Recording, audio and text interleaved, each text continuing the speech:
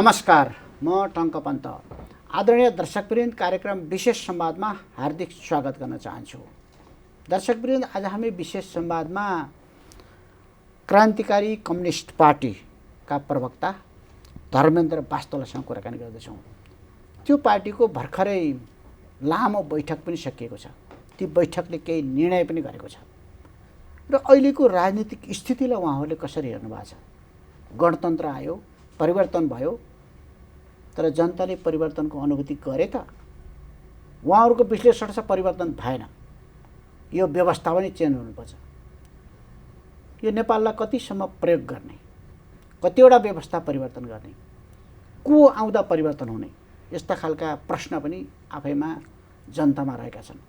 तिनै विषयमा केन्द्रित भएर कुराकानी गर्दैछौँ। कुराकानीका लागि हामीसँग अतिथि हुनुहुन्छ क्रान्तिकारी कम्युनिस्ट पार्टीका प्रवक्ता धर्मेन्द्र वास्तोला। स्वागत छ यहाँलाई। धन्यवाद। के छ हालचाल? हजुर ठिकै छ। ठिकै छ है।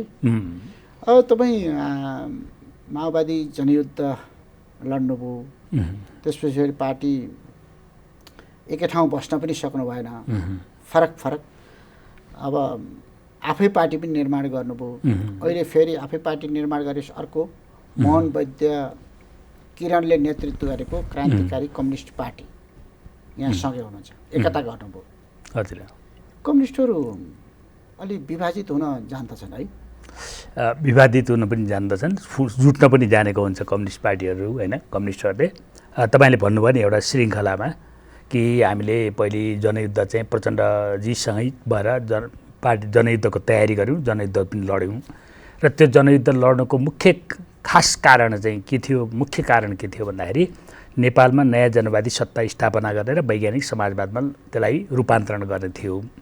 देशलाई सिङ्गो नेपाली जनतालाई एकताबद्ध गर्ने, समृद्धिको बाटोमा अगाडि बढाउने, नयाँ प्रकारको सामाजिक राजनीतिक अवस्था भएको, आर्थिक प्रणाली भएको व्यवस्थामा चाहिँ लैजाने, ताकि सम्पूर्ण जनता एउटा स्वाभिमानपूर्ण तरिकाले समृद्धिको बाटोतिर अगाडि बढ्न सकोस् भन्ने हिसाबले हामीले त्यो गरेका थियौँ। तर के भयो भने त्यो जनयुद्ध 10 वर्षको जनयुद्ध चल्दै गर्दाखेरि अन्तमा गएर यो मृत भइसकेको संसदीय व्यवस्थालाई पुनर्स्थापित गर्ने कुरामा सहमति भयो, सम्झौता गरियो, होइन? जुन व्यवस्थाको अन्त्य गर्नु परेको थियो त्यही व्यवस्था चाहिँ करिब जनयुद्धले त्यसलाई समाप्त पारिसकेका थियो, चिहानमा गइसकेका थियो, होइन? मृत अवस्थामा परेको संसदीय व्यवस्थालाई पुनर्स्थापित गर्ने कुरामा 12 बुँदे सहमति बाट त्यो काम चाहिँ के छैन गरियो। त्यसो भइसकेपछि यो कुरा त गलत भयो। यसले त जनताको त्याग, बलिदान, अपेक्षा, आकाङ्क्षा जुन प्रकारका छन् त्यसलाई चाहिँ सम्बोधन गर्न सक्दैन भन्ने कुरा गरेपछि हामीले प्रचण्डजीबाट अलग गऱ्यौँ र त्यसलाई त्यो राजनैतिक समस्या देखा जो पर्यो त्यसलाई हामीले प्रष्ट गर्ने कुरा गऱ्यौँ र हामी त्यसलाई अगाडि बढाउने कुरा गऱ्यौँ। त्यसपछि आएर किरणजीकै नेतृत्वमा हामीले पार्टी बनायौँ। तर के भयो भने पछि फेरि त्यहाँ पनि एउटा फुट चाहिँ पैदा भयो। फुट पैदा भइसकेपछि हामीले विप्लवजीको नेतृत्वमा फेरि एउटा नेपाल कम्युनिस्ट पार्टी बनाएर चाहिँ आन्दोलन पनि गरियो। पार्टी भूमिगत हुनुपर्ने स्थिति, भनौँ न पार्टी प्रतिबन्धित हुनुपर्ने स्थिति पनि बन्यो, होइन? र पछि फेरि त्यहाँ 3 बुँदे सहमति हुँदै फेरि एउटा प्रक्रिया चाहिँ अगाडि बढ्यो भन्नुहोस् न। तर भयो के भन्दाखेरि यो सबै प्रक्रियामा एकपछि अर्को अर्कोपछि अर्को गरिकन राजनीतिक अस्पष्टता, अन्योलता, होइन, र दिशाविहीन जस्तो स्थिति चाहिँ देखा पर्दै गयो भन्नुहोस् न। त्यो भइसकेपछि मैले फेरि मेरो पार्टीको मेरो नेतृत्वमा त्यति बेला चाहिँ विप्लवजीबाट अलग गरेर हामीले नेपाल कम्युनिस्ट पार्टी बहुमत बनायौँ।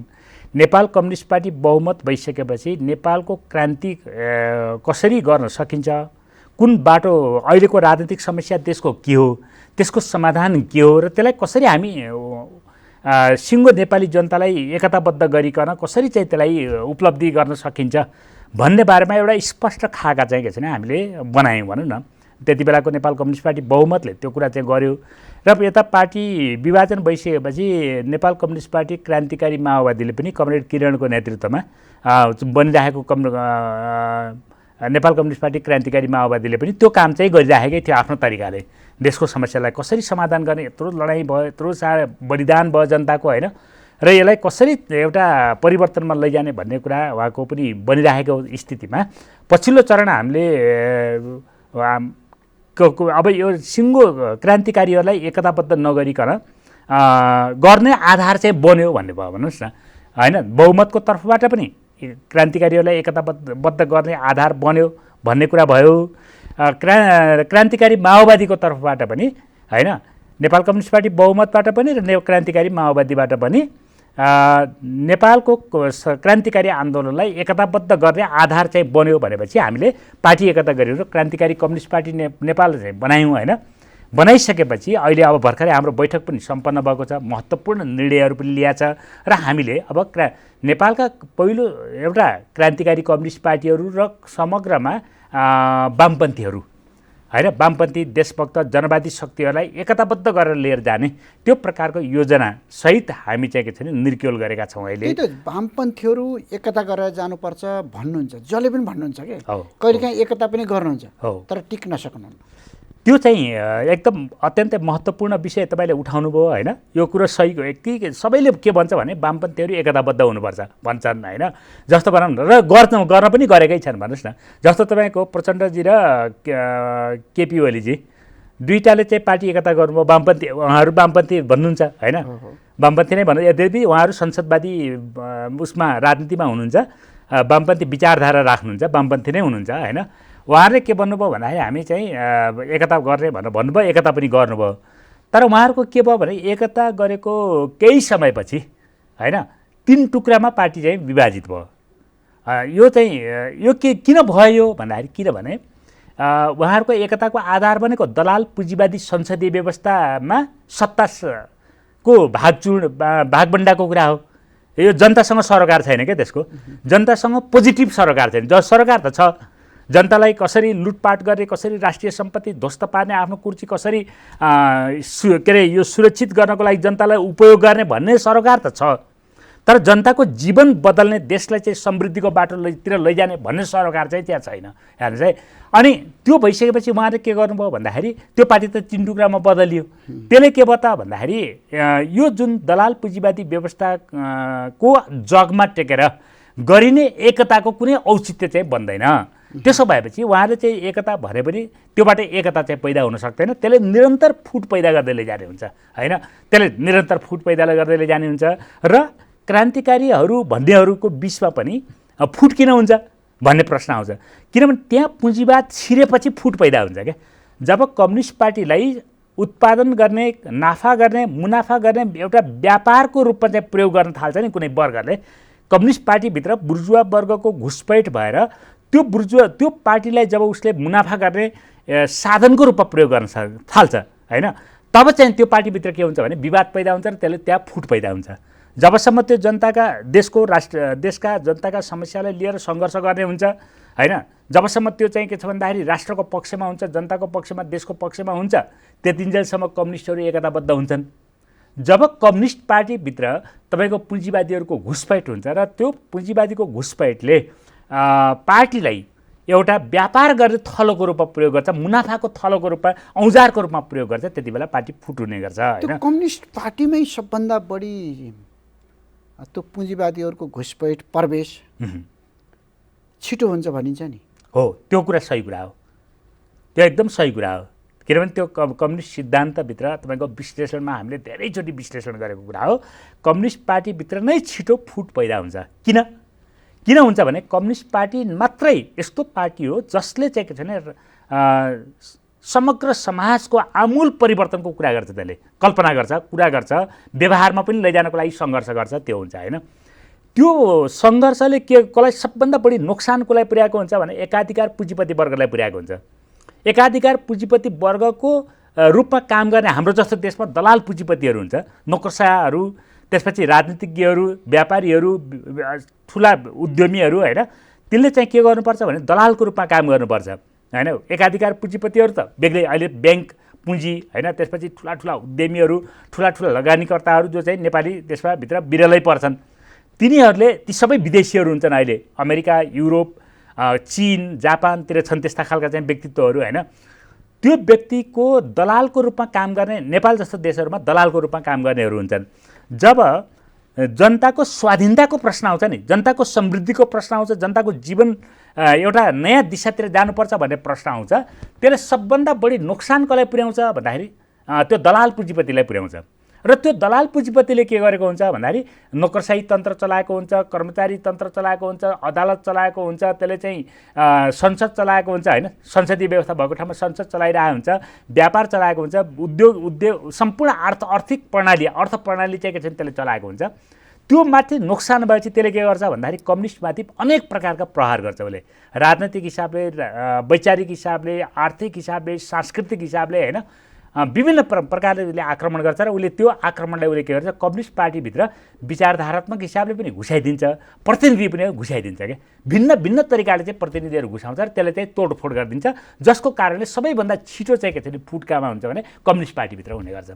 त्यो प्रवेश गरेको कुरो नेतृत्वले थाहा पाउँदैन, त्यो थाहा हुँदैन, किनभने उसले कहिलेकाहीँ नेतृत्वबाटै पनि त प्रवेश हुन्छ नि, हुने भने यो कुरा चाहिँ कस्तो हुन्छ भन्दा त्यो चाहिँ पहिलो व्यक्तिबाट होइन विचारधाराद्वारा चाहिँ प्रवेश हुन्छ, त्यो विचार दृष्टिकोणबाट प्रवेश हुन्छ होइन। त्यो दृष्टिकोणबाट प्रवेश भइसकेपछि त बिस्तारै त्यसले चाहिँ के छ भने त्यसले के गर्छ भन्दाखेरि व्यक्तित्वमा चाहिँ त्यसले आकार ग्रहण गर्छ। त्यसो गर्दाखेरि स्वयं नेता पनि, जस्तो भनौँ प्रचण्डजी के हुनुहुन्थ्यो पहिले भन्दाखेरि प्रचण्डजी एउटा मार्क्सवादी लेनिनवादी माओवादी नेता हुनुहुन्थ्यो होइन। जति बेलासम्म हामी जनयुद्ध गऱ्यौँ, जतिसम्म नयाँ जनवादको कुरा थियो, जति बेलासम्म देशलाई समृद्धिको बाटोमा लाने प्रश्न थियो, त्यो बेलासम्म चाहिँ उहाँ मार्क्सवादी हुनुहुन्थ्यो।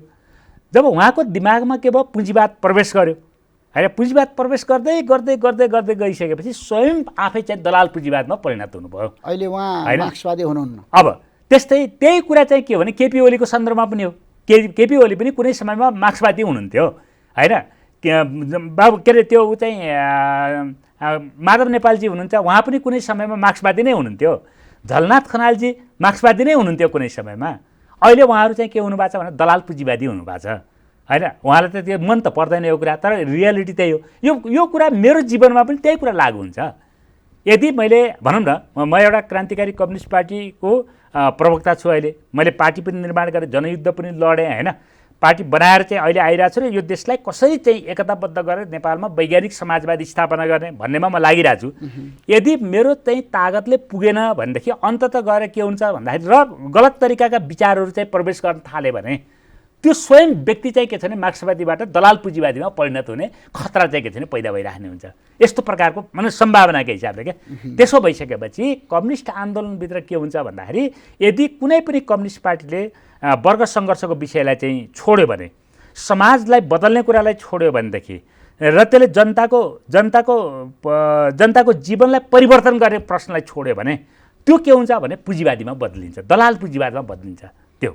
अब जसको कारणले तपाईँले भन्नुभएको जस्तो कम्युनिस्ट पार्टीभित्र छिटोभन्दा छिटो त्यो के हुन्छ भन्दाखेरि फुटहरू पैदा हुने स्थिति हुन्छ, आउँछ। फुटहरू पनि चाँडो त्यहीँबाट सुरु हुने, पुँजीवादी प्रवृत्ति पनि त्यहीँबाट बढी विकास हुने। पुँजीवादी प्रवृत्ति विकास त्यो तपाईँले भने ठिकै हो। पुँजीवादी प्रवृत्ति, पुँजीवादी विकास, पुँजीवादको प्रवृत्तिको विकास र पुँजीवादको विकास त पुँजीवादी उत्पादन सम्बन्धले चाहिँ सांस्कृतिक रूपमा विकास गर्छ प्रवृत्तिका हिसाबले के। जस्तो तपाईँको लवाई खवाई तपाईँको सबै चाहिँ अर्थ भनौँ न समाजभन्दा भिन्न छ नि होइन। हाम्रो समाज त के छ भन्दाखेरि एकदम पिछडिएको अवस्थामा छ, सिङ्गो नेपाली समाज पिछडिएको अवस्थामा छ होइन। र विकास भएको मध्यम वर्ग, हिजोको चाहिँ गरिब किसानहरू चाहिँ अहिले मध्यम वर्गमा बदलिया छन् यो विदेशी रोजगारीको कारणले होइन। तर तपाईँको जीवन चाहिँ के छ भन्दा एउटा खास परिस्थितिको कारणले पुँजीवादी प्रकारको छ होइन। त्यो के हो भन्दाखेरि तपाईँ चाहिँ के छ भने भावनात्मक हिसाबले पुँजीवादी नभए पनि होइन, समाजवादी भए पनि तपाईँको व्यवहार प्रवृत्ति चाहिँ के छ भने पुँजीवादी हुन्छ होइन। तपाईँले चाहिँ के हुन्छ भन्दाखेरि चिया खान बस्छु साथीसँग भने पनि तपाईँलाई के लाग्छ भन्दाखेरि अर्काले पैसा तिर्दियोस् भन्ने चाहिँ हुन्छ। अर्थात् तपाईँले तिर्नु परेछ भने कुनै मुनाफासँग जोडेर मात्रै तिर्ने अपेक्षा तपाईँ गर्नुहुन्छ, भोलि कुनै त्यसबाट रिटर्न आओस् भन्ने तरिकाले। यो चाहिँ के हो त भने पुँजीवादी प्रवृत्ति हो त्यो होइन। त्यो पुँजीवादी प्रवृत्ति भनेको देशको समाजको उत्पादन सम्बन्धले चाहिँ के छ भने विकास गर्ने कुरा हो, त्यो साइडबाट चाहिँ आउने कुरा हो। पुँजीवादी नै हुने कुरा चाहिँ पुँजीवादी नै हुने कुरा त के भने विचारधारा द्वारा आउने कुरा हो त्यो होइन, व्यवहारद्वारा आउने कुरा हो। यो प्रकारको चाहिँ के छ भन्दाखेरि पुँजीवादीकरण हुने नेपालको कम्युनिस्ट आन्दोलनमा तपाईँको चलेको छ भन्नुहोस् न नेताहरूमा। अब फेरि पनि यहाँहरूले निर्णय पनि गर्नुभएको छ, अब वामपन्थीहरू फेरि एक हुनुपर्छ, त्यो सम्भावना छ? बिल्कुल छ। नेपालका अहिले भर्खरै हाम्रो पार्टीले यो संयुक्त सरकार त्यो भन्ने कुरा गरेका छ भन्दाखेरि त हामीले अस्थायी संयुक्त सरकार भनेका छौँ होइन अस्थायी जनसरकार पनि भन्नुभएको छ यो अस्थायी संयुक्त सरकार भनेका छौँ अहिले होइन देशभक्त जनवादी क्रान्तिकारी जनवादी देशभक्त जनवादी क्रान्तिकारीहरूको शक्तिहरूको अस्थायी संयुक्त सरकार बनाएको छौँ त्यो भनेको के हो भने देशभक्त संयुक्त सरकार हो कि होइन अस्थायी सरकार बनाउनु भने त्यो किन अस्थायी भन्दाखेरि त्यो नै सधैँभरि चल्ने त हुँदैन त्यसले नयाँ संविधान बनाउनु पर्यो नयाँ संविधानबाट नयाँ सरकार पनि बनाउनु पर्यो जनताको सरकार पनि त्यो कारणले अस्थायी हुन्छ त्यो होइन तर त्यो सरकार भनेको के हो त भन्दाखेरि देशभक्तहरूको सरकार हो देशभक्त सरकार देशभक्त संयुक्त सरकार यो चाहिँ के छ भन्दा देशभक्त बनाए जस्तो त्यो जनसरकार जस्तो होइन यो त्योभन्दा अलिक फरक हो यो चाहिँ जनसरकार भन्दाखेरि त हिजो चाहिँ माओवादी युद्धको जगमा चाहिँ बनाएको जनसरकार भयो होइन किनभने त्यो सरकार भनेको समाजवादी सरकार नै हो क्या न्याय जनवादी सरकार नै हो यद्यपि त्यो सरकार चाहिँ के छ भने वास्तविक सरकार हुन पाएन होइन त्यो वास्तविक सरकार गाउँमा थियो भयो होइन तर राज्यमै त्यसको चाहिँ हुन पाएन तर कुरा के हो त भने त्यो जुन हिजो हामीले जो भनेको जनसत्ता जो थियो त्यो जनसत्ता युद्धको प्रक्रियामा बनेको सत्ता हो अहिले चाहिँ के छ भने राजनीतिक हिसाबले राजनीतिक प्रक्रियाको हिसाबले सिङ्गो जनतालाई गोलबन्द गर्ने गरिकन देशभक्त जनवादी क्रान्तिकारी शक्तिहरूको एउटा चाहिँ राजनीतिक सम्मेलन सर्वपक्षीय राजनीतिक सम्मेलन गर्ने होइन र त्यो सम्मेलनद्वारा अस्थायी संयुक्त सरकार त्यो भनेको देशभक्त संयुक्त सरकार हो त्यो जनवादी संयुक्त सरकार हो त्यो होइन क्रान्तिकारी संयुक्त सरकार पनि हो त्यो प्रकारको सरकार निर्माण गर्ने आवश्यक भयो किनभने अहिलेको दलाल पुँजीवादी व्यवस्थाले नेपालको राजनीतिक आर्थिक सामाजिक सांस्कृतिक समस्या समाधान गर्न नसक्ने भयो होइन नसक्ने भयो जति यो सरकार सत्ता चाहिँ चल्दै जान्छ जति चलबलाउँदै जान्छ जति समाधान गर्छु भन्दै जान्छ त्यो त्यति नै यो चाहिँ के छ भन्दाखेरि समस्याको दलदलभित्र फस्दै जाने भयो जसरी किचडभित्र फसेको हात्ती जति चल्यो त्यति डुब्दै जान्छ होइन त्यस्तै यो सत्ता पनि चाहिँ के छ भन्दाखेरि यो दलाल पुँजीवादी नोकरशाही दलाल पुँजीवादी सत्ता तपाईँको जति चाहिँ निस्कन खोज्छ अहिले प्रयत्न त गरेको छ नि त सबैले गरेको छ नि भ्रष्टाचारका विरुद्ध कारबाहीको कुरा छ महँगीका विरुद्ध कारबाहीको छ विकास निर्माणका कुराहरू सबै गरेको छ नि यिनीहरूले सङ्घीयता लागू गर्ने भनेको छ धर्मनिरपेक्षता लागू गर्ने भनेको छ यो भनेको छ त्यो भनेको छ भन्दाखेरि त रेडियो र टेलिभिजनहरूमा संसदवादी नेताहरूले केही बाँकी राख्नु भएको छैन बोल्नको निम्ति गर्नको निम्ति गर्ने योजनाका निम्ति केही बाँकी राख्नु भएको छैन बोलेर हुने कुरा सबै बोलेर हुने कुराहरू चाहिँ सबै गर्नुभएको छ होइन तर उहाँहरू के गर्नुभएको छ भने किचडमा फसेको हात्ती फस्या जस्तै जति बोल्दै जानुहुन्छ त्यति फस्दै गइराख्नु भएको छ उहाँहरू त्यति डुब्दै गइराख्नु भएको छ त्योबाट निकाल्ने उपाय के हो त भन्दाखेरि यो संसदीय दलाल व्यवस्थाको चाहिँ अन्त्य गर्ने हो होइन त्यसको ठाउँमा अहिले तत्कालको निम्ति अस्थायी संयुक्त सरकार बनाऊ सबै देशभक्त जनवादीहरूको यो व्यवस्था अन्त्य गर्ने यो दलाल पुँजीवादी व्यवस्थाको अन्त्य गर्ने यो व्यवस्था अन्त्य गर्नका लागि त यो संविधान खारेज गर्नु पर्यो यो संविधान खारेज गर्नु संविधान काम छैन यो संविधानको काम छैन यो संविधान खारेज गर्नु पर्यो त्यो संविधान खारेज गर्नको निम्ति अब देशभक्तहरूको संयुक्त सरकार चाहिँ चाहियो देशभक्त जनवादी क्रान्तिकारीहरूको सरकार बनाउनु पर्यो संयुक्त सरकार भनेको अस्थायी भन्नुभएको छ त्यसकारणले अस्थायी भनेको यो अस्थायी किन त भन्दाखेरि त्यसले त संविधान लेख्नुपर्छ नयाँ संविधान लेखेपछि नयाँ सरकार बन्छ जनताको सरकार बन्छ जनगणतन्त्रको सरकार बन्छ सरकार त्यस्तो संयुक्त सरकार बन्ने सम्भावना छ कसरी छ यो जनता चाहिँ के छ सङ्घर्षमा आउनु पर्यो अब हाम्रो पार्टीले चाहिँ के छ सङ्घर्षमा जान्छ अपिल गर्छ जनतालाई होइन हामी महाधिवेशन गर्दैछौँ महाधिवेशन चाहिँ के छ भन्दाखेरि गर्दैछौँ त्यो महाधिवेशनले चाहिँ यो विषयलाई चाहिँ अझ प्रष्ट पारेर हामी अगाडि ल्याउँछौँ होइन र जनतालाई चाहिँ गोलबन्द गरिकन आन्दोलनको बलद्वारा तपाईँको त्यो प्रकारको देशभक्त जनवादी क्रान्तिकारीहरूको संयुक्त सरकार चाहिँ बन्छ र त्यो सरकारले के गर्छ भन्दाखेरि संविधान बनाउँछ यो संविधानलाई चाहिँ खारेज गर्छ संयुक्त सरकार बनिसकेपछि मात्रै यो संविधान खारेज यो संविधान चाहिँ के छ संयुक्त सरकार त्यो संयुक्त सरकार संविधान जीवितै रहँदा बन्न सक्छ यो संविधानको आधारमा चाहिँ बन्दैन होइन यो संविधानको आधारमा अस्थायी संयुक्त सरकार बन्ने कुरा पनि बन्दैन होइन यो संविधानलाई तपाईँको परास्त गरिकन यसलाई चाहिँ पेन्डिङ गरेर त्यो सरकार बन्ने कुरा हुन्छ आन्दोलनको जगमा आन्दोलनको बलमा नयाँ सरकार बन्ने र त्यो सरकारद्वारा नयाँ संविधान लेख्ने प्रक्रियामा चाहिँ जाने कुरो हुन्छ अब भनेपछि त यो व्यवस्था नै व्यवस्थाकै विकल्प खोज्ने हो यो व्यवस्थाको विकल्प हिजो पनि व्यवस्थाको विकल्प हो हामीले खोजेको होइन 6 सालमा कम्युनिस्ट पार्टीको स्थापना भएपछि झापा विद्रोह भयो नि एउटा महान विद्रोह हो त्यो यद्यपि त्यो विद्रोह गर्ने साथीहरू अहिले सबै कोही पञ्चायतमा छिर्दै अहिले चाहिँ दलाल पुँजीवादमा छिरेका छन्, ती जिउँदै छन् ती मान्छेहरू होइन। यद्यपि त्यो छ, तर त्यो विद्रोह जसले चाहिँ के छैन हतियार उठायो, जसले त्यो देशको पञ्चायतलाई बदलेर चाहिँ जनताको शासन स्थापना गर्नको लागि गर्यो, त्यो महान थियो। त्यो के को निम्ति थियो? व्यवस्थाको विकल्पमा गरिएको विद्रोह थियो होइन।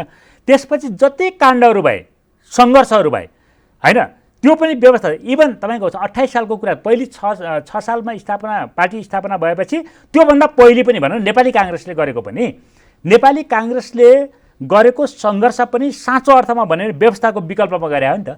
अहिले पो काङ्ग्रेसीहरूलाई तिनीहरूले चाहिँ त्यो विषय त बिर्सिसके उनीहरूका त्यति बेलाका साहित्यहरू, राजनीतिक साहित्य भनौँ न, राजनीतिक साहित्यहरू, उनीहरूका दर्शनका कुराहरू, उनीहरूका दस्तावेजहरू सब मुसाको चारो भइसक्यो अहिले। सब मुसाले कुन दुलोभित्र छिराइसक्यो। उनीहरूलाई काङ्ग्रेसीहरूलाई कुनै पत्तो छैन त्यो बारेमा। उनीहरूलाई एउटै कुरा पत्तो के छ भने साम्राज्यवादको दलाली गर्ने, सत्तामा बस्ने, अनि चाहिँ के छैन देशको लुटपाट गर्ने होइन। उनीहरूलाई त्यो कुरा मात्रै छ अहिले। त्यस पछाडि चाहिँ कम्युनिस्ट पार्टीको स्थापना भएपछि महान सङ्घर्षहरू भएका छन्। झापा विद्रोह, जसले चाहिँ जनताको अधिकारी सत्ताको विकल्पमा नयाँ सत्ता स्थापना गर्नको लागि गरेका थियो। त्यस पछाडिका तमाम सङ्घर्षहरू, जुगेडी काण्डदेखि लिएर तमाम सङ्घर्षहरू भए, किसान आन्दोलनहरू भए होइन। निर्मल लामा, मोहन विक्रमजीहरूले आफ्नो युवाकालमा चाहिँ थुप्रै सङ्घर्षहरू गर्नुभएको छ। त्यस पछाडि पछिल्लो यी सबै सङ्घर्षको सबैभन्दा उच्चतम अभिव्यक्तिको रूपमा संश्लेषित आन्दोलन भनेको पछिल्लो 10 वर्षको जनयुद्ध, जसले नेपालमा गणतन्त्र स्थापना गर्यो होइन। त्यो यो सङ्घर्षहरू चाहिँ के छैन एकपछि अर्को गर्दै विकास भएर अब त्यसले पनि के भयो त भन्दाखेरि, अब मैले अघि नै सुरुमै भनेको थिएँ कि त्यो 10 वर्षको जनयुद्धले गर्न के पर्ने हुन्थ्यो भन्दाखेरि समाजको सिङ्गो रूपान्तरण गर्नु पर्थ्यो होइन। सिङ्गो होल सोसाइटीको ट्रान्सफर्मेसन गर्नु पर्थ्यो त्यसले होइन, रिस्ट्रक्चर गर्नु पर्थ्यो। तर भइदियो त के भन्दाखेरि त्यो त खरानीतिर गयो, खरानी हुने स्थितिमा गयो। किन भयो त भन्दाखेरि जुन दलाल पुँजीवादी व्यवस्थाको अन्त्य गर्नको लागि, संसदीय व्यवस्थाको अन्त्य गर्नको निम्ति भनेर सङ्घर्ष गरियो, त्यही संसदीय व्यवस्थाको पुनर्स्थापना गर्नको निम्ति भनेर सहमति गरियो क्या। त्यो एउटा ब्लन्डर थियो क्या त्यो होइन। नेपालको कम्युनिस्ट आन्दोलनमा एउटा ब्लन्डर थियो।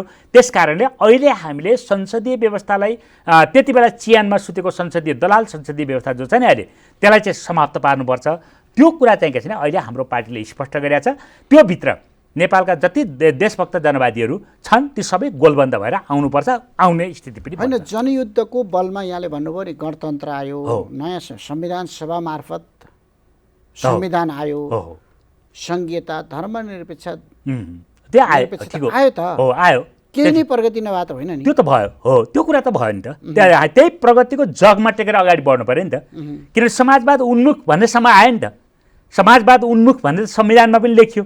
त्यो त हाम्रै कारण लेखियो नि त। हाम्रो भन्नाले माओवादीको कुरा मात्रै होइन क्या, काङ्ग्रेस पनि त्यसमा सहभागी छ, एमाले पनि सहभागी छ। 7वटा संसदवादी पार्टी र माओवादीको बिचमा हो नि त सहमति भएको। ती सबै पार्टीहरू केमा सहमत छन् भन्दाखेरि समाजवाद उन्मुख भन्नेमा सहमत त छ नि त। समाजवाद उन्मुख भनेपछि उनीहरू अहिले त समाजवाद उन्मुखमा जान सक्दैनन्।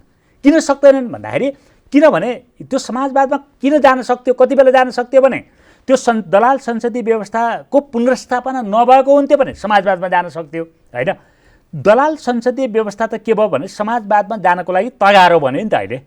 त्यसो भइसकेपछि हामीले के भन्यौँ त भन्दाखेरि समाजवाद उन्मुखतिर फर्केका देशभक्त जनवादीहरू पनि होइन र हामी क्रान्तिकारी शहीद भएर फेरि संयुक्त सरकार बनाऊँ होइन, अस्थायी बनाउँथ्यो, नयाँ संविधान बनाऊ, त्यसपछि स्थायी प्रकारले चल्छ, त्यो अगाडि बढ्छ भनेर हामीले यो संविधान खारेज गरेर तपाईँको संयुक्त सरकार, अस्थायी संयुक्त सरकार बनाउन अब सम्भव छ भनेको फेरि दोहोऱ्याएँ। किनभने जनयुद्ध लड्नुभयो, जनता सारालाई तपाईँको उचाल्नुभयो, उठाउनुभयो, जनता पनि सहभागी भए हो। घर परिवार सम्पूर्ण छोडेर जनयुद्धमा मान्छे लागे, केही परिवर्तन हुन्छ कि भनेर। तर त्यो परिवर्तनको अनुभूति जनताले गर्न पाएन। अब कति लडाउनुहुन्छ जनतालाई? यस्तो छ, लड्ने कुरा त हामीले लड्यौँ नि त, 10 वर्ष त हामीले लड्यौँ नि त।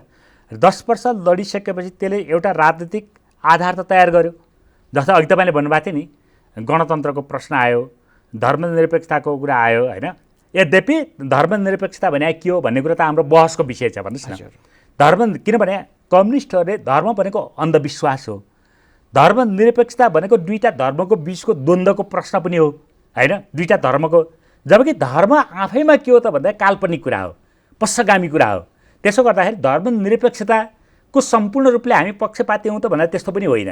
हामी सम्पूर्ण धर्मको अन्त्य होस् भन्ने चाहन्छौँ होइन। सबै धर्मको के हिन्दू धर्म, मुस्लिम धर्म, क्रिस्चियन धर्म, 2000 भन्दा बढी धर्महरू छन् संसारमा। ती सब अन्धविश्वासको जगमा उभिएका छन् र मान्छेलाई अन्धकारको दिशातिर धकेल्दैछन् त्यो धर्मले। त्यसो भएपछि हामीले अहिले सापेक्षित हिसाबले बनाए के हो भने सबै धर्म मान्ने मान्छेहरू जो छन् आपसमा चाहिँ के छन् टक्राव नगरौँ, एकले अर्काको सम्मान गरौँ। किनभने जहिलेसम्म यो धर्मको अवधारणा अन्त्य हुँदैन तबसम्म मान्छेले त मान्ने त हुन्छ।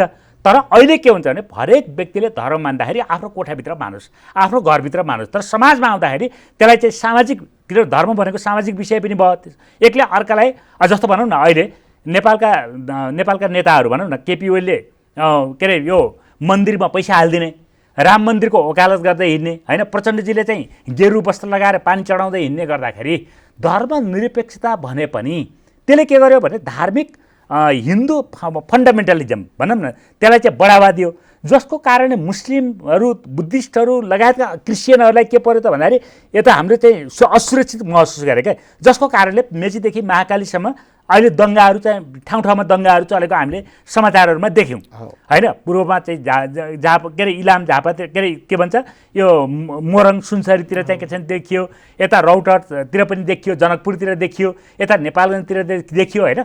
यो प्रकारको एउटा चाहिँ भावनात्मक एउटा द्वन्द्व चाहिँ देखा पर्यो। त्यो द्वन्द्व नहोस्, एकले अर्काको सम्मान गरौँ भनेर हामीले के भन्यो धर्मनिरपेक्षता भनेर भन्यौँ। वास्तवमा कुरा के हो त भने धर्म भनेको अन्धविश्वास हो। यो चाहिँ यसको कुनै जग छैन, यसको अन्त्य हुनुपर्छ भने हाम्रो कुरा त्यही पनि हाम्रो हिजो त्यो प्रकारको अन्याय अत्याचार भन्दा निरपेक्षता भनेर सबैको समानता त प्राप्त भयो, त्यो पनि एउटा उपलब्धि भयो होइन। मार्जिनलाइज्ड कम्युनिटी भन्ने हुन्थ्यो नि, जाति जनजातिका अधिकारहरू चाहिँ आउने कुरा थियो, त्यो पनि स्थापित त भए। तर हाम्रो भनाइ के हो भने शासन प्रणाली जनताको हातमा भएन होइन, अर्थ प्रणाली जनताको हातमा भएन होइन। शासन प्रणाली जनताको हातमा नहुने, अर्थ प्रणाली जनताको हातमा नहुने भएको कारणले यहाँ के भयो भन्दाखेरि एकाधिकार पुँजीपतिका दलालहरूले चाहिँ नेपाली जनताको रगत मासु चुसेर कङ्गाल बनाएर चाहिँ समाप्त पार्ने भयो क्या। तपाईँले हेर्नु भएको छ नि अहिले तपाईँको देश कसरी चलाएको छ, रेमिटेन्समा चलाएको छ। यहाँ पनि चाहिँ के छैन, त्यसैको कर राज्य चलाएको छ, उत्पादन केही पनि छैन, उद्योगहरू छैन होइन। उद्योग खोल्नुपर्छ भन्नेतिर पनि छैन क्या। तपाईँले मन्त्रीहरूसँग कुरा गर्नुभयो भने के भन्छन् तिनीहरूले, किन चाहियो हामीलाई उद्योग, अहिले विदेशमै उत्पादन भएको छ, काम पाइएकै छ, देशभित्र किन गर्नु पर्यो भन्छन् क्या होइन। यो सबै मन्त्री एमालेका मन्त्रीहरूसँग मेरो धेरै मन्त्रीसँग कुरा भएको छ क्या एमालेका। मैले भन्छु उहाँहरूलाई तपाईँहरू उद्योग किन खोल्नु न, के कारणले तपाईँले यो पैसा लगानी गर्नुहोस् न उद्योगमा भन्छु क्या मैले चाहिँ होइन। छलफल भएको छ। उनीहरू के भन्छ भन्दाखेरि उद्योग त खोल्ने हो, तर हामीले उत्पादन गरेको सामानभन्दा बाहिरको सामान सस्तो पर्छ होइन, अनि किन खोल्ने यहाँ उद्योग, सस्तो सामान चाहिन्छ नि त मान्छेलाई भन्छ क्या। तर कुरा के हुन्छ भन्दाखेरि देशभित्र जति उद्योग हुन्छ नि त्यसले बाहिरको सस्तो सामानभन्दा त्यो उद्योगबाट 10 गुणा बढी सस्तो पर्न आउँछ क्या। किनभने त्यहाँ रोजगारी हुन्छ, पैसा आउँछ, राष्ट्रिय सम्पत्तिको रक्षा हुन्छ, अलिअलि भए पनि सामान बिक्री हुन्छ, अलिअलि पैसा चाहिँ के छन् रिटर्नतिर जान्छ, व्यापार सन्तुलनमा जान्छ, त्यसले 10औँ गुणा बढी अनि आवश्यक परेका सामान चाहिँ देशभित्र प्राप्त हुने हुन्छ होइन। त्यो कुरा हेर्दैन। त्यो कुरा उसले के गर्छ भन्दाखेरि युवाहरूलाई चाहिँ विदेशमा धकेलिदिने होइन, अनि विदेशबाट चाहिँ के छ सामान ल्याउने, खपत गर्ने। यो भनेको के हो भने दलाल पुँजीवादको धर्म हो त्यो। यस्तो प्रकारको चाहिँ बनायो भनिसकेपछि यो अधिकार चाहिँ देशभित्र उद्योग खोल्ने अधिकार, देशमा चाहिँ रोजगारी प्राप्त गर्ने अधिकार, देशभित्र शिक्षा प्राप्त गर्ने, स्वास्थ्य प्राप्त गर्ने अधिकार, नैसर्गिक अधिकार होइन। अस्ति मैले भनौँ यस्ता तमाम यस्ता मान्छेहरूले के भन्छ भन्दाखेरि हस्पिटलमा जाने बित्तिकै 40-50 हजार रुपियाँ खर्च गर्छ। अहिले यो व्यापारिक अस्पतालहरू छ नि जो चाहिँ लुट्नको निम्ति खोलिएका व्यापारिक अस्पतालहरू, शिक्षा र होइन शिक्षामा चाहिँ के छन् त्यो प्रकारको लुटपाट छ होइन। सबैभन्दा नाफामूलक व्यापारै शिक्षा र सबभन्दा नाफामूलक व्यापार भनेको शिक्षा, स्वास्थ्य, होटल र ब्याङ्क होइन। शिक्षा, स्वास्थ्य, होटल, ब्याङ्कहरू होइन, मेडिकल क्षेत्रहरू होइन। यो चाहिँ के छ भने बोर्डिङ स्कुलहरू, यो तपाईँको यति नाफामूलक यस्तो प्रकारको विकृति केले बनायो त भन्दाखेरि यो चाहिँ जनताको हातमा शासन नभएको कारणले भयो क्या। यो त कसको हातमा भयो शासन भन्दाखेरि दलाल पुँजीपतिहरूको, जो त्यसका मालिक छन् तिनै मन्त्री भयो क्या अहिले होइन। माननीय पनि तिनै, नियम पनि तिनीहरूले बनाउने, कानुन कार्यान्वयन पनि त्यसैले गर्ने होइन। अनि जनताले चाहिँ के छन् त्यो अधिकार प्राप्त नगर्ने। अनि ती माफियाहरू चाहिँ के गर्ने भन्दाखेरि ती राष्ट्रिय पुँजीपति पनि होइनन्, नेपालीका छोराछोरी त हुन्थे नि होइन।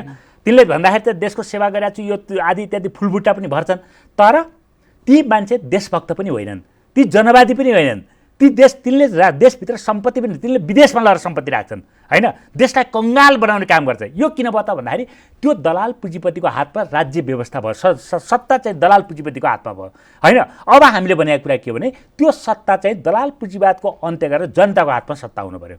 जनताले आफ्नो सुरक्षाको निम्ति स्वास्थ्य, शिक्षा, रोजगारी, राष्ट्रिय सुरक्षा, राष्ट्रिय स्वाभिमान होइन विकास गरेर पाउने होइन, यो प्रकारको राज्य प्रणाली भनेको के हो भने समाजवादी प्रणाली हो, वैज्ञानिक समाजवादी प्रणाली हो। त्यो वैज्ञानिक समाज जनगणतन्त्र चाहियो क्या हामीलाई होइन। त्यो जनगणतन्त्रले मात्रै त्यो अहिले गणतन्त्र हो, तर के गणतन्त्र हो भने दलाल पुँजीवादी गणतन्त्र हो अहिलेको।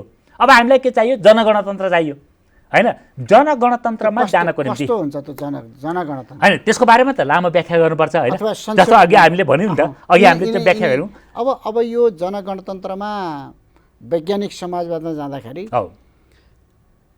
यहाँहरूले जे निर्णय गर्नुभएको छ नि, त्यो भर्खरै सम्पन्न बैठकले जे निर्णय गर्नुभएको छ त्यो अनुसार जान सक्ने अहिलेको नेपालको परिस्थिति, जनतामा बढ्दै गएको त्यो वितृष्णा जो आए पनि त्यस्तै रहेछ। आन्दोलन गरेर आउँछन्, त्यसपछि जब पदमा पुगेपछि उनीहरू उस्तै हुन्छन् भन्ने एउटा जनमानसमा परेको छ। त्यो अवस्थामा तपाईँले त्यो जनतालाई आन्दोलित गर्न सक्नुहुन्छ? सकिन्छ, त्यो सकिन्छ। कसरी सक्नु? त्यो किन भन्दाखेरि यो त आवश्यकताले गर्ने कुरा हो नि त। जस्तो यो संसदीय व्यवस्थाभित्रमा जनताले हेरे नि त, अहिले चाहिँ संसदवादी पार्टीहरू होइन, त्यत्रो 10 वर्ष जनयुद्ध भयो, त्योभन्दा पहिले चाहिँ 6 सालदेखि कम्युनिस्ट पार्टी आन्दोलन गरेका सबै पार्टीहरू एक ठाउँमा भएर राम्रो होला भने त झन् बर्बाद भयो देश त। कति प्रयोग बर्बाद भयो भनेर चाहिँ जनताले हेरे होइन। तर त्यो ठाउँमा चाहिँ बर्बाद भएपछि नयाँ पार्टीहरू आयो नि त अहिले, साम्राज्यवादका दलालको रूपमा होइन, साम्राज्यवादी योजनालाई लागू गर्नको लागि, एमसिसी कार्यान्वयन गर्नको लागि, अमेरिकी सेना ल्याएर चाहिँ देशभित्र राख्नको निम्ति, कोरियामा जस्तो चाहिँ कोलोनाइज गरेर अमेरिकाको उपनिवेश बनाएर लगानी गर्छौँ भन्ने ख्वाब राख्दै है भन्न त भने होइन तिनीहरूले। तर टोटल योजना चाहिँ के छ भने साम्राज्यवादको योजनामा चाहिँ नयाँ पार्टीहरू चाहिँ के छ आए। तर तिनले के गरे? तिनले पनि उही काम गरे जो पहिलेकाले गरेका थिए, त्यही काम घुसखोरी, भ्रष्टाचार, तस्करी होइन, आफ्नो चाहिँ नातावाद। एउटा मन्त्रीबाट 3 करोड रुपियाँ चाहिँ के छ माग्ने, कहाँबाट ल्याउँछ त्यसले त्यो पैसा होइन? जस्तो देखियो नि त, राष्ट्रिय स्वतन्त्र पार्टीको एउटा मन्त्री बनाउनको लागि 3 करोड रुपियाँ एउटा मन्त्रीबाट मागियो। ल भोलि त्यो मन्त्री भएको भए उसले के गर्थ्यो? उसले घरबाट 3 करोड दिन्थ्यो? दिँदैन थियो नि त। उठाउनु पर्यो, फेरि उठाउनु पर्यो। कहाँबाट उठाउने त भन्दाखेरि तपाईँको चाहिँ राज्यको सम्पत्तिबाट उठाउने कुरा, अनेक प्रकारका फाइलहरू मिलाएर आदि इत्यादि गरेर त्यो के अरे यो संस्थागत भ्रष्टाचार गरेर होइन, कानुनी भ्रष्टाचार गरेर त्यहाँ के छ मिलाउने कुरा। त्यो त एउटा मन्त्रीबाट 3 करोड भएपछि 50वटा मन्त्री बनाउनु पर्यो भने कति करोड जान्छ होला, अझ कति अरब जान्छ होला, कति खरब जान्छ होला, र त्यो कति खरब चाहिँ लुटपाट हुन्छ होला भन्दाखेरि जो नयाँ बनिएका पार्टीहरू छन् ती पार्टीहरू चाहिँ के छन् साम्राज्यवादीहरूले प्लान्ट गरेकाहरू पनि त्यही हुने हो भोलि गएर। त्यसकारणले यो कुनै साम्राज्यवादीको गोटीको रूपमा या तपाईँको चाहिँ के छ भने दलाल संसदीय व्यवस्थाको विकल्पमा उनीहरूले सोचे भनेको छ नि, हामी व्यवस्था बदल्ने होइन अवस्था बदल्ने हो भनेको छ नि। उनीहरूले के भने त भन्दाखेरि आफ्नो अवस्था जनताको होइन कि आफ्नो अवस्था बदल्नेमा उनीहरू चाहिँ जान सक्ने भए। त्यसो गर्दाखेरि जनताको अगाडि चाहिँ के छ भने पुरानै व्यवस्थाभित्र अवस्था बदल्ने कुनै गुन्जाइस छैन।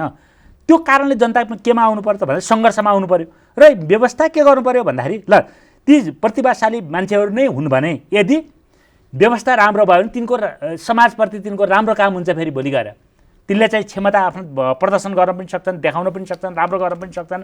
त्यो प्रकारले चाहिँ जान सक्ने हुन्छ।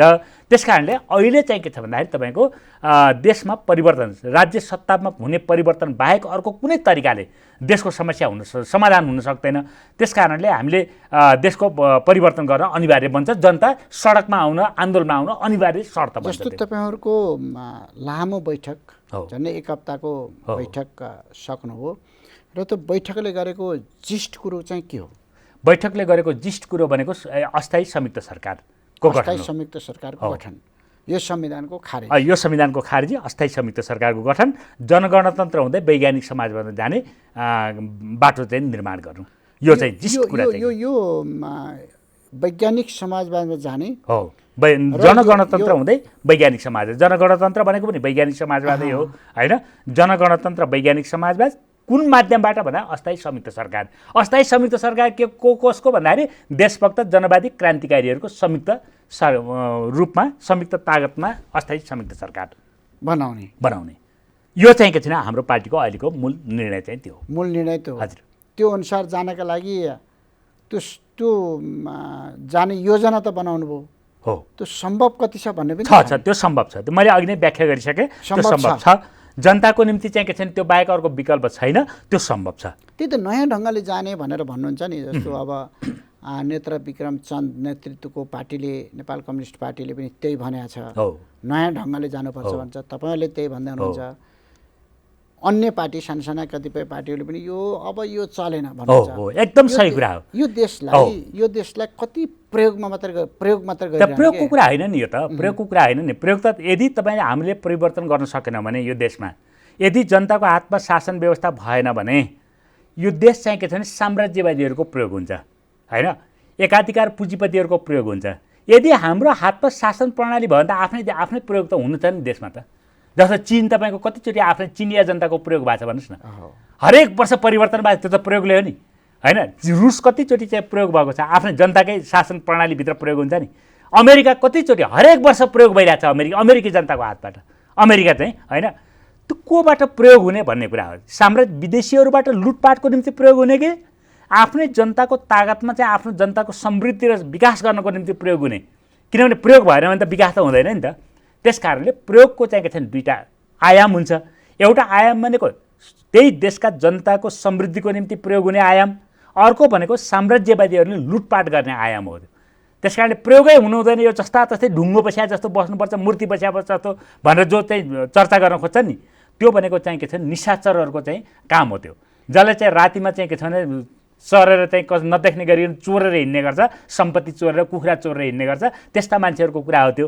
तर चाहिँ के छ भने राज्य चाहिँ के छ भने प्रयोग भइरहेको छ, जनता मानिसबाट प्रयोग भइरहेको छ। जस्तो निर्वाचन प्रणालीमा परिवर्तन गर्ने, त्यसपछि गएर कार्यकारी राष्ट्रपति प्रधानमन्त्री मध्ये एउटा कार्यकारी बनाउने, त्यसरी गयो भने पनि केही परिवर्तन हुन्छ कि? हो, तपाईँले एकदम महत्त्वपूर्ण विषय उठाउनु भयो। किनभने तपाईँसँग मेरो पहिले पनि छलफल भएको छ, नेपाल कम्युनिस्ट पार्टी बहुमत हुँदाखेरि, होइन, हामी त्यो बहसमा छौँ अहिले, होइन।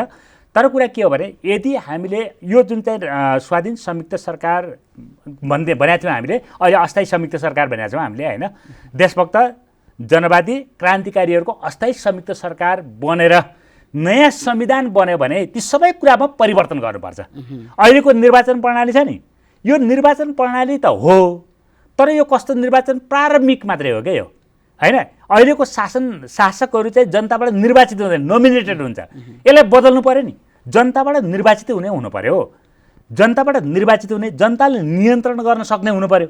अहिले न जनताले नियन्त्रण गर्न सक्छ, न जनताबाट निर्वाचित हुन्छ। हेर्नुहोस्, यो त के छ भने हावामा बन्छ, हावैबाट उसले चाहिँ के छ लुटपाट गर्छ र हावैबाट चाहिँ बिलाएर हिँडिदिन्छ क्या अहिलेको शासन प्रणाली भनेको नि। निर्वाचित भएर आउँछ, जनताबाट निर्वाचित भएर आउँछन् नि। आउँ त अहिले पार्लियामेन्टमा जाने त निर्वाचित भएर आउँछ, निर्वाचित हुँदैन। प्रधानमन्त्री निर्वाचित हुँदैन, प्रधानमन्त्री चाहिँ हो जो मुख्य शासक छ नि, निर्वाचित हुँदैन।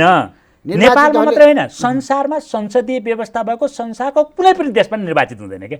चाहे त्यो बेलायत होस्, चाहे त्यो क्यानाडा होस्, चाहे त्यो इटली होस्, चाहे त्यो जापान होस्, चाहे त्यो भारत होस्, चाहे त्यो नेपाल होस्, चाहे बङ्गलादेश होस्, विकसितदेखि विकासोन्मुख र अल्प विकसित देशहरू, होइन, कुनै पनि देशमा जहाँ संसदीय व्यवस्था छ त्यो व्यवस्था भएका ठाउँहरूमा प्रमुख नेतृत्व चाहिँ के छ निर्वाचित हुँदैन, नोमिनेटेड हुन्छ, होइन। अब त्यो नोमिनेट कोबाट हुन्छ भन्दाखेरि जसले गर्यो त्यसैबाट हुन्छ, होइन।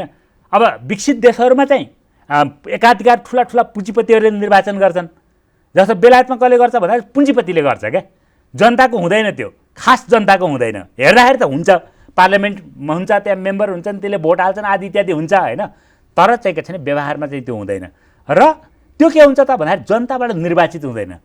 त्यो के हुन्छ र हावामै चाहिँ के छ भने त्यो चाहिँ पैदा हुन्छ, त्यो चाहिँ नेतृत्व हावामै पैदा हुन्छ, हावाबाटै उसले चाहिँ शोषण उत्पीडन गर्छ र हावामै बिलाउँछ। यस्तो प्रकारको चाहिँ के छ भने व्यवस्थाबाट जनताले शान्ति समृद्धि प्राप्त गर्न सक्दैन, सुख प्राप्त गर्न सक्दैन।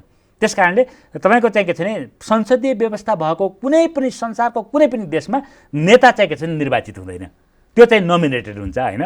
यो कुरा हाम्रो जस्तो देशमा यो अत्यन्तै हानिकारक, अत्यन्तै पिछडिएको र यो जनविरोधी र प्रतिगामी प्रकारको चाहिँ हुन्छ यो हाम्रो जस्तो देशमा। अब यो संसदीय व्यवस्था अहिलेको छन् जे हो, यो व्यवस्था, यो संविधान, यो सत्ता काम छैन, यो काम छैन, यसलाई चाहिँ बदल्नुपर्छ। हो, बदल्नका लागि सङ्घर्ष नै गर्नु पर्यो, जनताले सङ्घर्ष गर्नु पर्यो, सडकमा आउनु पर्यो। कहिलेदेखि सङ्घर्ष गर्नु छ? होइन, यो कुरा त गर्नु पर्यो नि त। यो त कहिलेदेखि भनेर ज्योतिष हेरिया जस्तो कुरा चाहिँ हुने कुरा भएन। आवश्यकताले जनताको सङ्घर्षको माग गरे। तपाईँको भन्नुहोस् न, भ्रष्टाचार, तस्करी, चोरी डकैती, राष्ट्रिय सम्पत्तिमाथिको लुटपाट, जनताका व्यथितिहरू, विदेशी बजारबाट लुटपाट। ल हेर्नुहोस्, बजारमा अहिले चाहिँ बजारमा तपाईँको चाहिँ गयो भने विगत 2 महिना र अहिलेको बिचमा हेऱ्यो भने करिब 100% खाद्य वस्तुहरूमा चाहिँ मूल्य वृद्धि भएको छ। 100% भन्दा बढी मूल्य वृद्धि भएको छ। तरकारी, सब्जी आदि इत्यादिमा चाहिँ तपाईँ हेर्नुभयो भने आकाश पाताल कहाँ चाहिँ के वृद्धि भएको छ दैनन्दिन सामानहरूमा। के जनयुद्ध लडेका प्रचण्डको नेतृत्वमा सरकार छ। जे भए पनि त्यो गर्नै परेन। जो भए पनि हुने त्यही हो चाहिँ, होइन? हुने नै त्यही हो। किनभने यो व्यवस्थामा हुने नै त्यही हो। के जो भए पनि हुने त्यही हो, होइन? त्यस कारणले यो किन हुन्छ भन्दाखेरि यो त व्यवस्थाको कारणले नि। आफ्नो चाहिँ केही छैन, राज्यले गर्दैन त्यो काम, जनतालाई कुनै सुविधा दिने कुरा गर्दैन। जनताको रगत पसिना बेचेर चाहिँ तपाईँको राज्य चलाउने चाहिँ संयन्त्र छ यहाँको, होइन? त्यो बाध्यता पनि छ, संयन्त्र पनि त्यो प्रकारको बनाएको छ, होइन? यस्तो प्रकारको व्यवस्थाबाट जनताको हित हुँदैन। त्यस कारणले जनता चाहिँ के छ भने सडकमा आउनुपर्छ। अनि किन आउने, कसरी आउने भन्ने त्यो अब त स्पष्ट भयो। लाइन पनि स्पष्ट भयो, कार्यदिशा पनि स्पष्ट भयो, कार्यनीति पनि स्पष्ट भयो, कार्यक्रमहरू पनि स्पष्ट हुँदै जाने कुरा भयो, नेतृत्व पनि हुने भयो, उद्देश्य लक्ष्य पनि भयो, होइन? हामीले त बनाएको छौँ नि, देशभक्त जनवादीहरूलाई चाहिँ एक ठाउँ बनाएर संयुक्त सरकार बनाऊ भनेको छौँ हामीले। बाटो पनि क्लियर भइसकेपछि अब चाहिँ के छ भने जनता सडकमा चाहिँ आउनुपर्छ, आउँछ। त्यो देशभक्तहरूको भनेको वामपन्थीहरू बिचमा हुन्छ कि देशभक्त जो देशभक्त हुन्छ त्यो चाहिँ हुन्छ वामपन्थी नै हुनुपर्छ भन्ने, अर्थात् वामपन्थी मात्रै हुनुपर्छ भन्ने जरुरी छैन। जति देशभक्त छन् ती सबै चाहिँ के छ भने यो संयुक्त सरकारमा चाहिँ देशभक्तिपूर्ण राख्ने, देशभक्ति राख्ने, साम्राज्यवादको विरोध गर्ने, जनताको उत्थान गर्नुपर्छ, विकास हुनुपर्छ भन्ने, आफ्नो देशको रक्षा गर्ने जो छ त्यो देशभक्त हो। त्यो चाहिँ के छ भने जो भए पनि यो संयुक्त सरकारमा चाहिँ त्यो हुन्छ र हुनुपर्छ। अहिले अब यहाँले भन्नुभयो भ्रष्टाचार, महँगीको त अब यो 2 महिना यता अब छोइ नसक्नु भइसकेको छ। महँगी, भ्रष्टाचार, अब भ्रष्टाचार नियन्त्रणको पनि कुरा भइरहेछ, नारा भइरहेछ। नारा त हो त, नारा त तपाईँको हरेक नेताहरू, केपी ओलीको हरेक दिनको भाषण भ्रष्टाचार चाहिँ के छ भने भयो, यसलाई नियन्त्रण गर्न सकेन सरकारले भन्छ। प्रचण्डजीका हरेक दिनका भाषणहरू भ्रष्टाचार नियन्त्रण गर्दैछु, व्यथिति नियन्त्रण गर्दैछु भन्ने हुन्छ। शेरबहादुरको चाहिँ हाम्रो सरकारले गरिरहेछ, हामी अझ काङ्ग्रेसभित्र भएको काङ्ग्रेसका सबै नेताहरूको तपाईँले सुन्नुभयो भने तिनको मुखमा पहिलो आउने भनेको भ्रष्टाचार भयो, नियन्त्रण गर्नुपर्छ भन्ने छ। तर राज्यले त दिँदैन नि त्यो गर्न। राज्य त उनीहरूले चलाएर राज्य चलाए त उनीहरूले त कठपुतली मात्रै त हो, राज्यको गोटी मात्रै त हो। राज्य त अर्कैको हातमा छ, एकाधिकार पुँजीपति वर्गको हातमा छ, दलाल पुँजीपति वर्गको हातमा छ राज्य सत्ता चाहिँ। भ्रष्टाचार, लुट त्यहीँबाट भइरहेको, भ्रष्टाचार त्यहीँबाट भएको छ, लुट त्यहीँबाट भएको छ, त्यहीँबाट लुटपाट गर्न बाध्य पारेको छ। उनीहरूलाई त त्यसको हिस्सेदार मात्रै बनाइएको छ। उहाँहरू पनि हुनुहुन्छ त्यसमा, किनभने उहाँहरूले पनि चुनावी खर्चदेखि लिएर तपाईँको घर सम्पत्ति जोड्ने, घर जग्गा, जमिन जग्गा, व्यापार, बिजनेस आदि इत्यादि गर्ने सबै उहाँहरूले गर्नुभएको छ।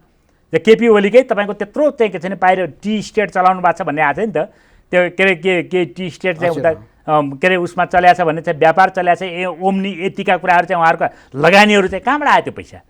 राजनीति गर्ने चाहिँ जनताको सेवा गर्ने भन्ने, व्यापार गर्ने पनि व्यापारी भएको भए त्यो आयो भन्ने हुन्थ्यो क्या।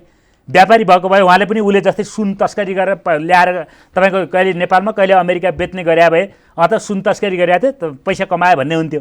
त्यो त गरेको छैन नि, काम गरेको छ जनताको सेवा गर्ने, होइन? भनेर राजनीतिक काम गर्ने हुनुपर्ने चाहिँ के छ भने अरस्तुले भने जस्तो सम्पत्ति विहीन हुनुपर्ने, होइन? वेदमा भने जस्तो के पूर्वीय वेदमा पनि के भन्छ भन्दाखेरि नेता भनेको सम्पत्ति विहीन, परिवार विहीन, छरछिमेक चाहिँ के छ भने मोह चाहिँ नभएको हुनुपर्छ भन्ने चाहिँ 5वटा चाहिँ नियम छन् त्योभित्र। नेतामा हुनुपर्ने त्यस्तो।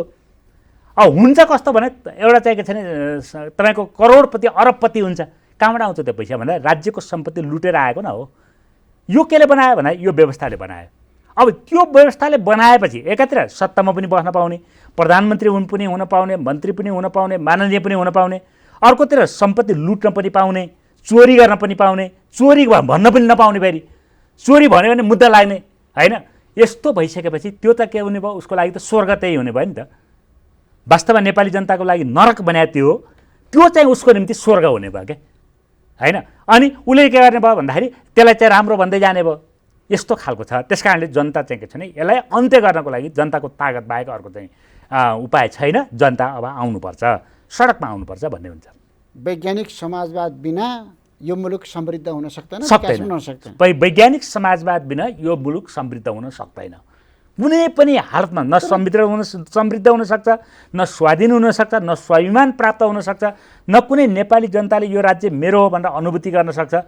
अहिले हरेक नेपालीको निम्ति यो राज्य किन जरुरी छ भने पासपोर्ट चाहिएको छ विदेशमा जानको लागि। त्यो पासपोर्ट चाहिँ राज्यले चाहिँ दिन्छ, त्यस कारणले मात्रै यो राज्य मेरो हो भन्ने भएको छ।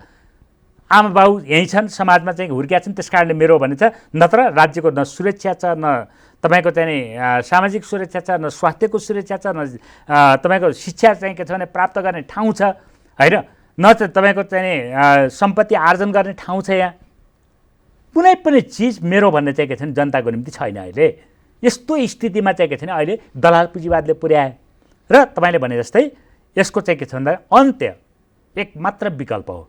जनताले यदि सुविधा प्राप्त गर्ने हो, सुविधा प्राप्त गर्ने हो, आफ्नो चाहिँ के छ भने हित गर्ने हो, राष्ट्रको हितमा लाग्ने हो भने यो दलाल संसदीय व्यवस्थाको अन्त्य पहिलो शर्त हो।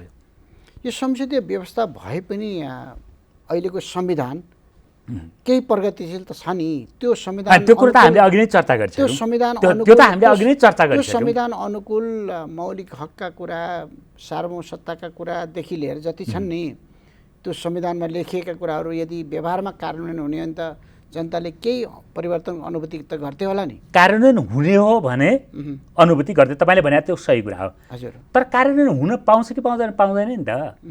यो संविधानले त त्यो गर्न दिँदैन, कानुनले दिँदैन, होइन, यो व्यवस्थाले दिँदैन, र जसको पकडमा तपाईँको चाहिँ राज्य व्यवस्था छ त्यसले त दिँदैन नि त। जुन वर्ग छ त्यसले दिँदैन नि त।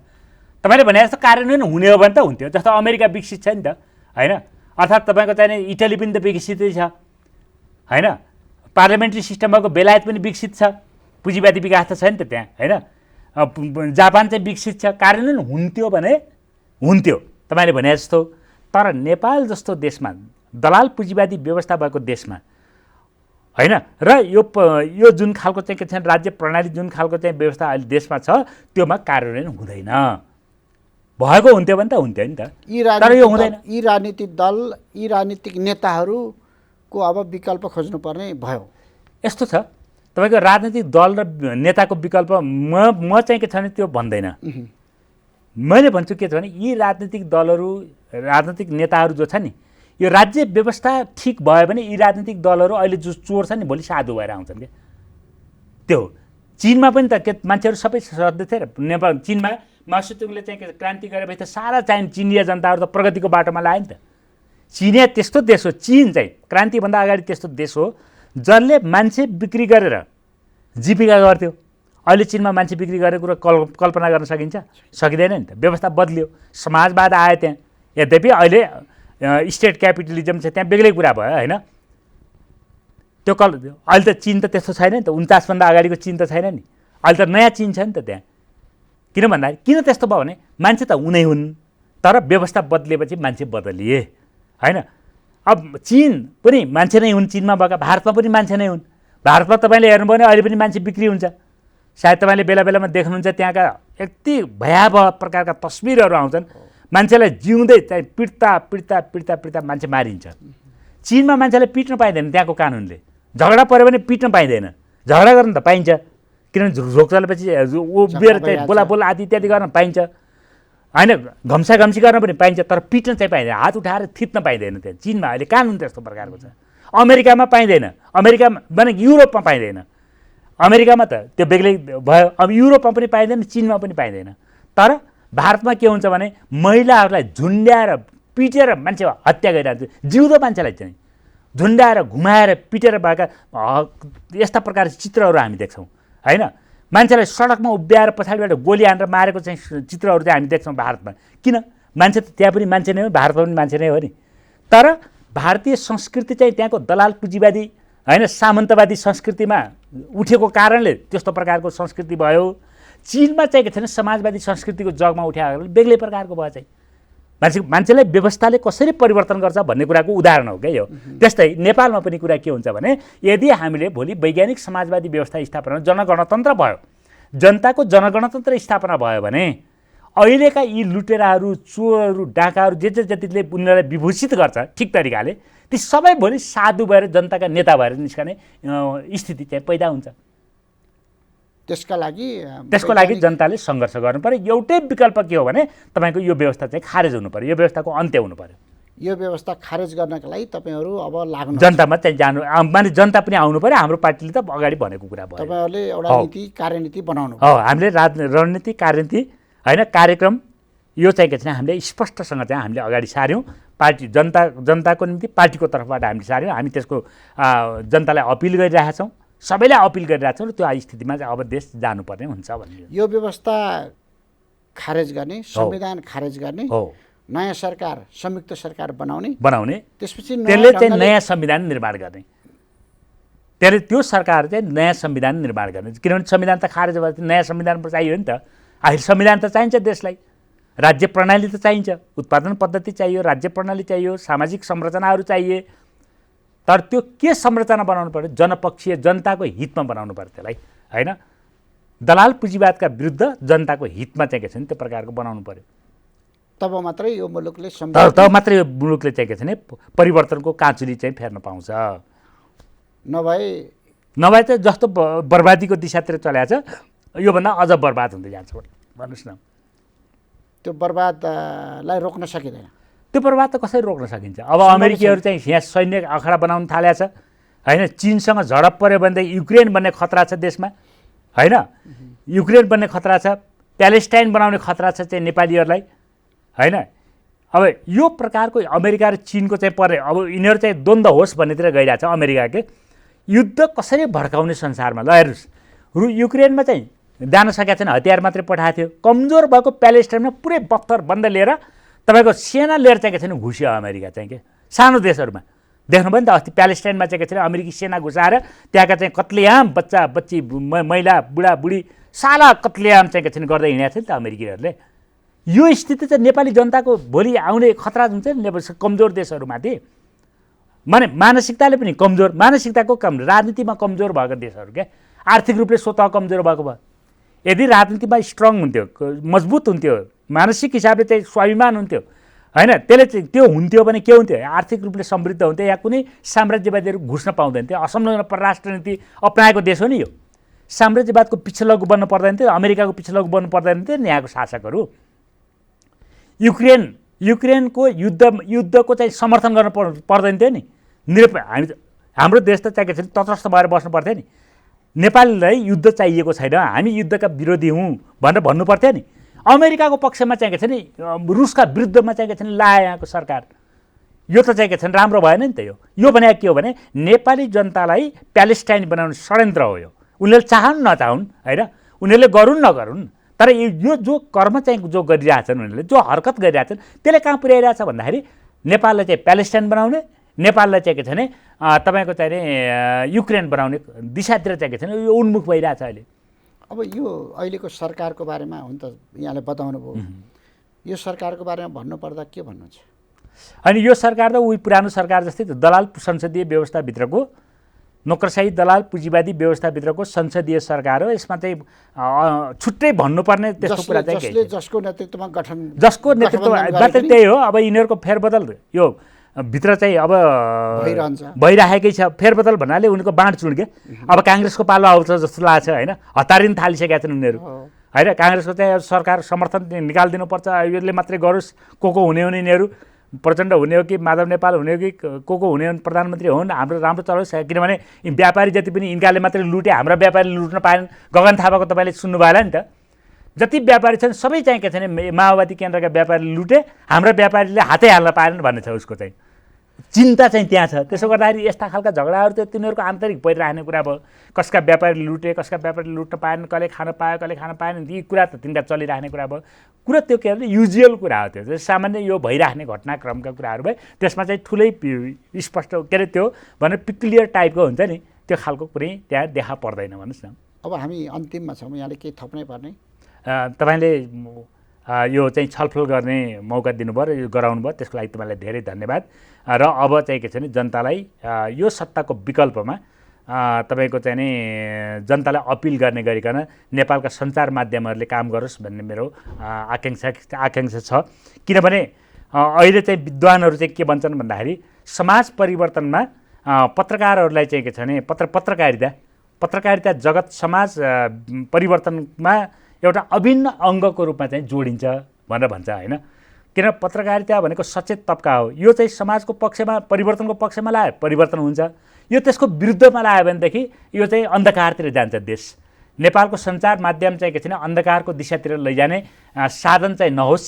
तपाईँको यो टेलिभिजन जस्तै देशलाई परिवर्तन र उज्जवलताको दिशातिर बढाउने तपाईँको साधन बनोस् भन्ने मेरो भनाइ चाहिँ त्यति मात्रै हुन्छ। हुन्छ, यहाँले एकदमै व्यस्तताका बिच पनि स्टुडियोसम्म आएर अहिलेको परिस्थिति र अब गर्नुपर्ने यो व्यवस्थाबाट अब सम्भव छैन, यो व्यवस्थाको विकल्प खोज्नुपर्छ र नयाँ संविधान ल्याउनुपर्छ, नयाँ सरकार बनाउनुपर्छ र त्यसका लागि पार्टीले अगाडि सारेका योजनासहितको विचार यहाँले राखिदिनु भयो, त्यसका लागि यहाँलाई धेरै धेरै धन्यवाद। धन्यवाद। आदरणीय दर्शकवृन्द, कार्यक्रम विशेष संवादमा आज हामीसँग अतिथि हुनुहुन्थ्यो क्रान्तिकारी कम्युनिस्ट पार्टी नेपालका प्रवक्ता धर्मेन्द्र वास्तोला। कार्यक्रम विशेष संवादको निर्धारित समय पनि सकिएको छ। प्राविधिक मित्रहरूलाई पनि धन्यवाद दिँदै म टङ्क पन्त पनि बिदा हुन्छु। नमस्कार।